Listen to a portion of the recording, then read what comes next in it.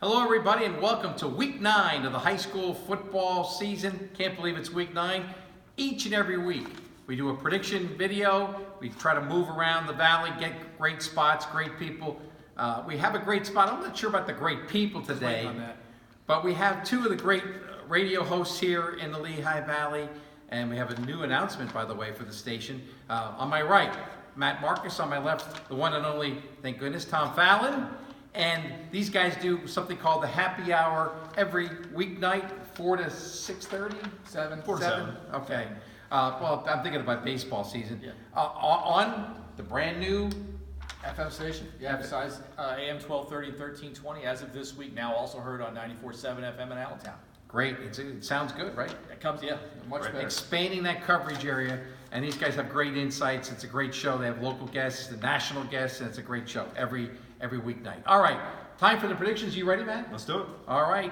Thank you for not mentioning that your Notre Dame team beat my USC and Notre Dame 49ers beat the Rams. Okay, tough weekend for yours truly, but hoping for better things.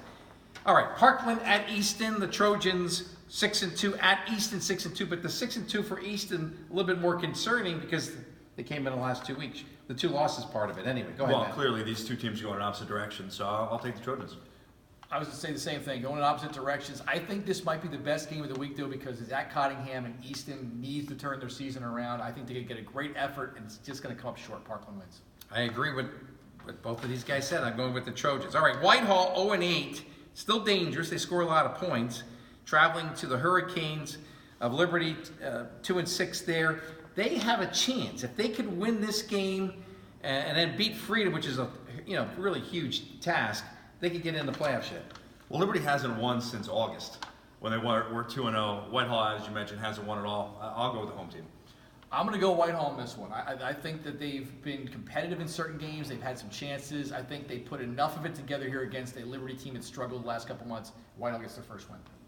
I'm tempted to go with those Zephyrs because they have scored a lot of points. Liberty did not impress offensively. They played pretty well defensively against Allentown Central Catholic, but I'm going to go with Liberty, maybe on a field goal by the new record holder, Sander Sahedek, 53-yarder. He might kick 1 or 2 more against the Zephyrs and give Liberty the win. All right, staying in the EPC, Becca. I'll go with you first this time. Becca 6-2 at Emmaus 4-4. I saw Becca up close and personal when we saw them out at Nazareth. And first of all, some of those guys were huge. Some of those guys look like they could play offensive line for Lehigh like today. I think Bethlehem Catholic's team has kind of been overlooked a little bit. As much as I love my man Harold Fairclough, Central Catholic graduate who coaches over Emmaus, I think Becca gets this one. Yeah, I completely agree. Emmaus has really struggled against the top competition, and this is a huge game for them. Becca, I think, rolls in this one. Kamari is a very talented running back, but Becca's got so many weapons. I think there's going to be a lot of points scored, as it seems to be the case every week with Emmaus games, but I think Becca scores more. Freedom 7-1 at Allentown Central, 5-3, playing good football under Tim McGorry. Your thoughts on the Vikings and the Patriots? Well, Freedom had that one hiccup against Nazareth, and I don't see too many more on the schedule. Central's been playing well, but I like Freedom in this one. I love how my alma mater's been playing so far this year. I think they're going to give them a fight for a while. I think Freedom's too deep, and at the risk of not being allowed back in Rocky Hall, I'm going to pick for the Freedom Patriots to win. Okay. 2 years ago, the coming out party for Jared Jenkins was an opening night game against Central Catholic. I covered it at J. Bernie Crumb's Stadium's Labor Day weekend, I believe, Saturday night, and he was fantastic in that one. He's been fantastic ever since. Jared Jenkins with one more show, Freedom wins. All right, going to the Colonial League and to your alma mater. Notre Dame, 6-2 at Saucon Valley. In years past, this was like, must-see game. Yeah, maybe not so much this year. To me, once Saucon lost to Wilson, they may never win another game. Mm-hmm. Not this year or any year. So I love the Crusaders. I'm going to go with the Crusaders. They are fighting for their district playoff lives at this point in 3A, trying to get in there. It's going to be a real deep class, and they're trying to get one of those elusive spots. I think they're going to win this one and stay on track to be in districts. Saucon Valley leads the league in injuries. They are just a beat-up football team. They still have a pretty good running game, but they're struggling. Notre Dame wants this 3A spot badly. I think they need this win. If they get this win and they take care of Wilson, they're in. So I'm going Notre Dame. Northwestern 7 straight wins since that opening night loss at Notre Dame. At a very impressive. I mean, nobody really thought much of Northern Lehigh, but they won 5 football games, and they went down to Palisades and took care of Palisades last week. Your thoughts on this one? It's the Rumble, what's it called? The Mountain Road Rumble or something like that. Big deal up there. Something like that, absolutely. And Northern Lehigh has improved greatly over the last couple of years, but Northwestern is the hottest team in the region. Winners of 7 in a row. They haven't scored less than 35 a game this year. I think they still roll. Yeah, speaking of roll, I'm not stepping in front of that train right now. I think Northern Lehigh will give them a good battle, but it won't be enough. Northwestern wins. Northwestern for me as well. Palmerton, the Blue Bombers 3-5 with about 20 kids. I mean, I give them a lot of credit. They have about 20 kids. Opening day, they only had 28 kids. They've been banged up. They're the few souls they have out there are hardy souls, that's for sure. And they compete every week. They had a big win over Wilson last week, 3-5 at 5-3 Salisbury. Yeah, Palmerton has had a rough go of it all year round for much of the reasons that you just said. Salisbury had a very impressive win against Notre Dame earlier, so I'll go with the Falcons.